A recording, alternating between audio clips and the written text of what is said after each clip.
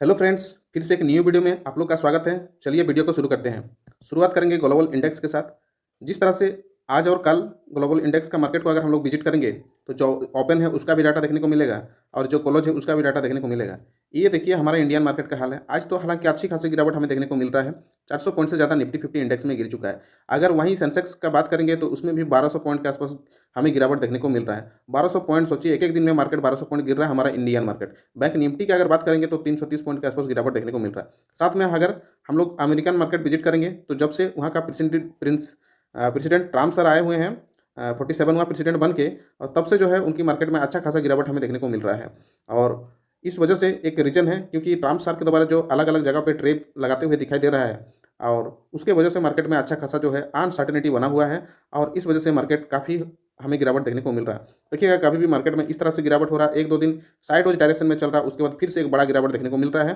फिर वैसे ही सेम चीज़ एक दो दिन या फिर सप्ताह भर फिर एक बड़ा गिरावट देखने को मिल रहा है। ये देखिए ऐसे लगातार जो 5 महीना से मार्केट गिर रहा है, इसके पहले लास्ट बहुत पहले लगभग 28 साल पहले जो है गिरावट हमें देखने को मिला था, और वही चीज़ अब रिपीट होने जा रहा है। इसके बाद देखिए नोट करके देखिए, इसमें जितना भी मार्केट ओपन है लगभग लगभग सभी मार्केट में जो है हमें गिरावट देखने को मिल रहा है।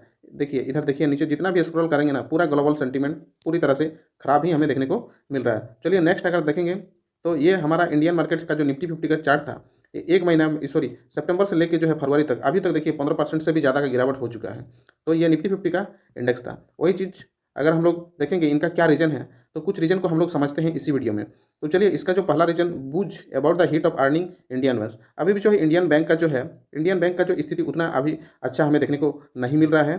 और Indian bank are expected to come below market estimate. Market का जो एक एस्टिमेट था उससे भी जो है हमें कम ही चीज़ देखने को मिल रहा है। और रीजन है selling in the Indian stock market. जिस तरह से इंडियन स्टॉक मार्केट में सेलिंग हो रहा है, इसी की वजह से जो है हमारा बैंक भी अच्छा परफॉर्मेंस नहीं कर रहा है। नेक्स्ट अगर देखेंगे तो अभी जो है डीआई यानी जो हमारा डोमेस्टिक इंस्टीट्यूशनल है, उन्होंने भी जो है अभी थोड़ा सा सावधानी से ही इन्वेस्टमेंट करने ही वाले हैं। क्योंकि पहले तो जिस तरह से एफआई सेल कर रहा था, तो डीआई हमारा लगभग लगभग बाई कर रहा था, तो मार्केट लगभग लगभग एक एवरेज ही चलते हुए दिखाई दे रहा था। लेकिन अब लगातार डीआई सेल करते जा रहा है, लगातार डीआई सेल करते जा रहा है, और पता नहीं कब तक वो लोग सेल करेगा, इसका कोई गारंटी भी नहीं है। तो F I R continuously selling in the Indian market, still D I R not coming forward. तो जिस तरह से एफ आई सेल कर रहा है उसके हिसाब से जो है हमारा डी आई जो है अब बाई उतना नहीं कर पा रहा है। तो इसका भी एक बहुत बड़ा रीजन है।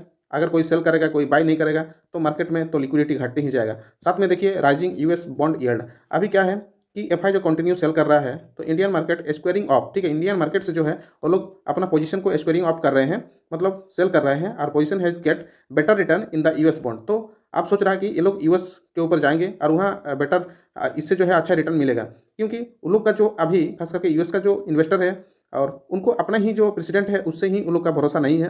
और वो लोग पूरी तरह से समझ चुके हैं कि इस तरह का इन्वेस्टमेंट होगा स्टॉक में या कहीं और जगह पे इन्वेस्टमेंट करेंगे तो वो उतना ज़्यादा सेफ हमें दिखाई नहीं देगा। इसलिए ज़्यादातर जो है वो लोग बॉन्ड यील्ड की ओर शिफ्ट होना पसंद कर रहा है।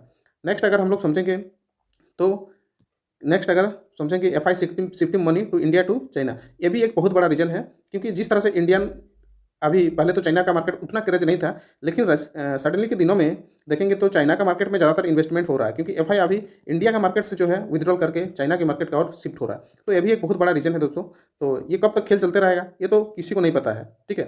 ये तो देखना ही होगा कि कब तक ये खेलते रहेगा, क्योंकि मार्केट में किसी को टॉप और बॉटम की जानकारी नहीं होता है। खास करके इसके बाद अगर समझेंगे कि ट्रम्प कोई देशों में टेरिफ लगाने के बाद चाइना में फिर से जो है उन्होंने टेरिफ लगाने की घोषणा कर दी है। क्योंकि चाइना जो है उसके पहले से ही जो है 10% का टेरिफ चाइना के ऊपर था already. 10% tariff US on it's product would face on additional 10%, ठीक है। फिर से जो है चाइना पे और 10%, यानी पहले 10% लगाया था और अभी जो है 10%, यानी अब चाइना में भी जो है चाइना से भी जो है 20% का जो है टेरिफ ट्रम्प सर अभी लगाने जा रहे हैं, ठीक है। और ये टेरिफ स्टार्टिंग ऑन मार्च 4 ही reiterated that the previously scheduled. तो टेरिफ ये जो है इस तरह से जो है अभी टेरिफ हमें देखने को मिलेगा। तो इसके बाद अगर हम लोग पूरा इंडियन मार्केट को उधर तो देख लिए, ग्लोबल मार्केट को समझ लिए कि पूरा ग्लोबल मार्केट का स्थिति बहुत खराब है। ट्रम्प का टेरिफ दिन व दिन अलग अलग कंट्री पे लगाते जा रहे हैं अभी। तो इसके बाद हम लोग वापस इंडियन मार्केट की ओर मूव करेंगे, तो देखते हैं निफ्टी 50 में भी अच्छी खासी गिरावट लगभग 2% के। निफ्टी 100, 200, 500 में 2% से भी ज़्यादा का गिरावट हमें देखने को मिल रहा है। वही अगर सेक्टर वाइज बात करेंगे तो bank bank Nifty, auto sector, financial sector, कहीं पे भी देखिए, ऑटो में तो देखिए कितना भयानक गिरावट देखने को मिल रहा है। 3% एक प्रोक्स अगर पकड़ेंगे तो ये तो 4% के लगभग आसपास ही कहेंगे तो गलत नहीं होगा। उसके बाद आईटी में देखिए दोस्तों, आईटी में किस तरह से 4.5% के आसपास इंडेक्स लेवल में गिरावट देखने को मिल रहा है आईटी में। उसके बाद मीडिया में भी 4%। मेटल सेक्टर, फार्मा सेक्टर और कोई ऐसा सेक्टर नहीं है जहाँ पे हमें पॉजिटिव देखने को मिल रहा है। चाहे हेल्थ सेक्टर की बात करेंगे, रियलिटी, प्राइवेट, किसी में भी, यानी इंडिया का जितना भी सेक्टर है सभी सेक्टर में गिरावट हमें देखने को मिल रहा है। ये तो जियो फाइनेंस जैसा स्टॉक एक साल में 32% के आसपास हमें नेगेटिव रिटर्न देते हुए दिखाई दे रहा। ये है इराडा, ये तो 310 के ऊपर ये स्टॉक भाग चुका था और अभी देखिए 310 से अभी 155 के आसपास ट्रेड कर रही है। अप्रॉक्स जो है 50% की गिरावट हो चुकी है।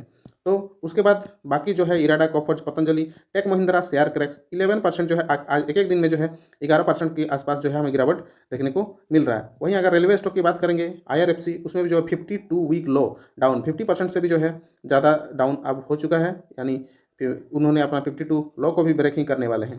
तो चलिए इस वीडियो में इतना ही। तो ये है चैनल का नाम, इसको सब्सक्राइब करके रखिए इसी तरह इन्फॉर्मेशन वीडियो पाने के लिए। मिलते हैं किसी नेक्स्ट वीडियो में, तब तक के लिए जय हिंद, जय भारत।